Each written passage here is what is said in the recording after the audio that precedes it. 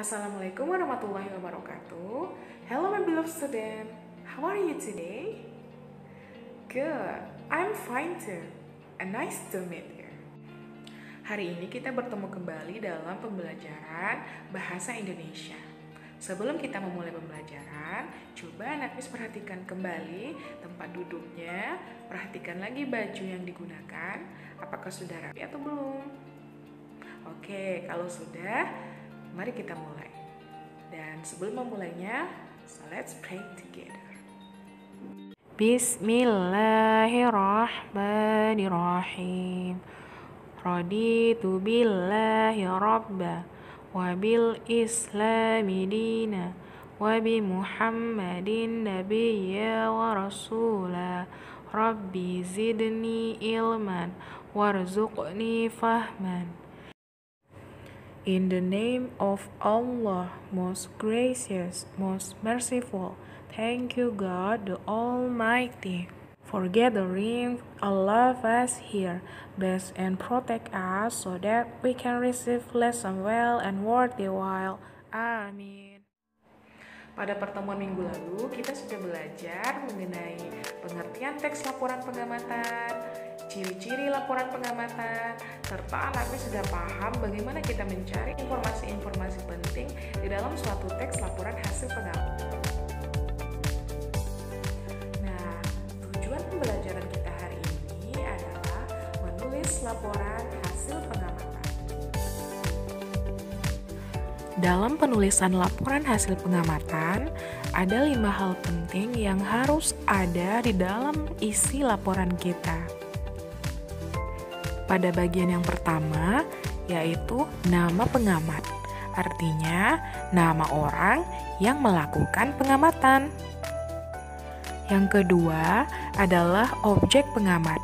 Artinya, adalah hal-hal yang akan kita amati. Misalnya, anak Miss mau mengamati semut, maka semut adalah objek pengamat. Yang ketiga adalah lokasi pengamatan. Artinya di mana tempat kita melakukan pengamatan tersebut. Misalnya anak Miss melakukan tempatnya di sawah, maka sawah adalah lokasi pengamatannya.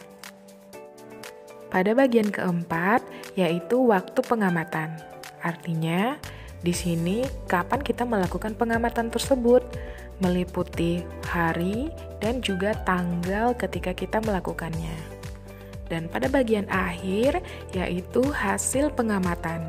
Hasil pengamatan meliputi semua hal yang akan kita jabarkan mengenai objek yang telah kita amati. Biasanya berisi 1 atau 2 paragraf, tergantung kepada kreativitas anak Miss menuliskan tentang apa yang sudah diamati tadi. Sebelum kita menulis sebuah teks laporan pengamatan, mari kita tonton dulu satu video tentang seekor hewan yang bernama bunglon. Anak Miss harus perhatikan dengan seksama semua hal yang ada di dalam video ini, karena kita akan membuatnya menjadi suatu laporan hasil pengamatan. Oke, check it out.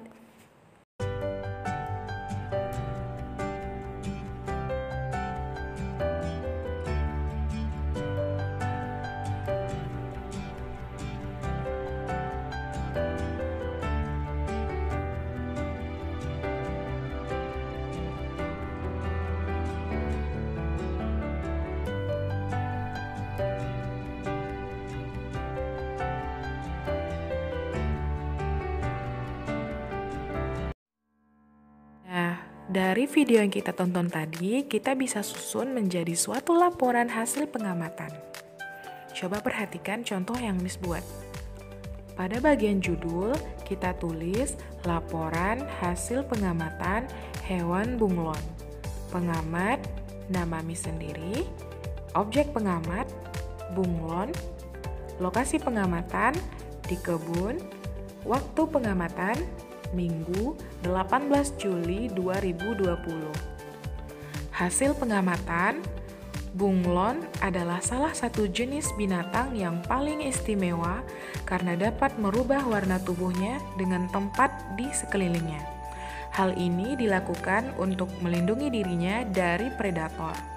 Selain itu, bunglon juga mempunyai lidah yang panjang dan lengket. Ia bisa menjulurkan lidahnya lebih panjang dari tubuhnya. Hal ini agar memudahkannya dalam menangkap mangsa.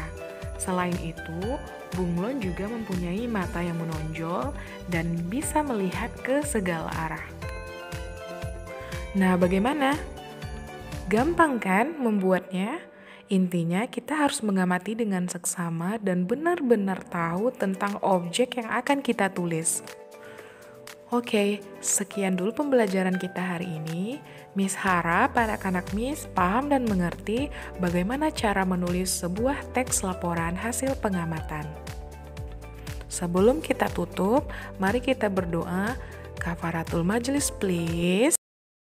Subhanakallahumma wa bihamdika asyhadu an la ilaha illa anta astaghfiruka wa atubu ilaik.